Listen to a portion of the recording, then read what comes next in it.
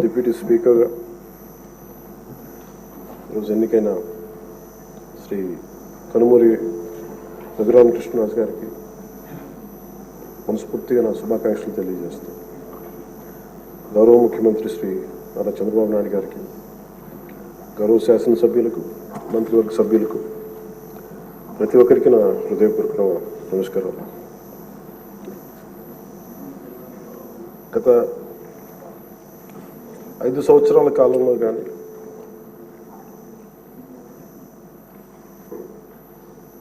నా political observation కానీ, నేను పాలిటిక్స్ రావడానికి రీజన్ కానీ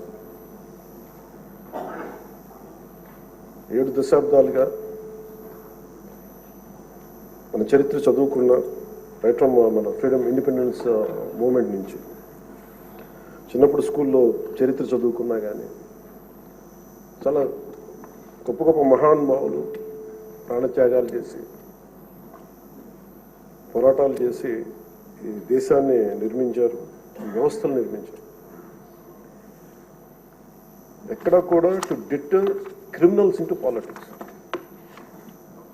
దేశమంతా పనిచేస్తుంది క్రిమినలైజేషన్ ఆఫ్ పాలిటిక్స్ ఉండకూడదని. కానీ దురదృష్టవశాత్తు 14లో ఒకసారి రావడానికి ప్రయత్నం చేస్తే అలాంటి వ్యక్తుల సమూహాన్ని నిలువరించాం. 19లో కుదరలేకపోయింది.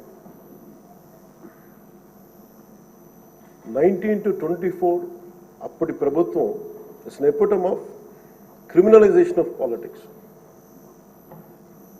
గౌరవ ముఖ్యమంత్రి గారు సౌత్ అమెరికాకు చెందిన ఒక నార్కాటిక్స్ క్రిమినల్ హెడ్ ఎలా కంపేర్ చేశారు.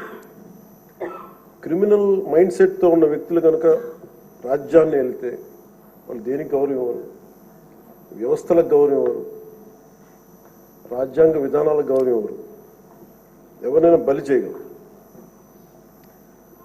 మన పర భేదం లేదు వాళ్ళకి. గత ప్రభుత్వంలో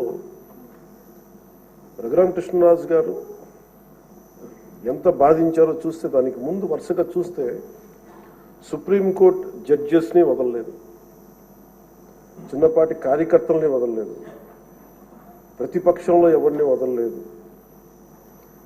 స్వయాన వాళ్ళ పార్టీ తరఫున గెలిచి ఎంపీగా ఎన్నికైన రఘురామకృష్ణరాజు గారిని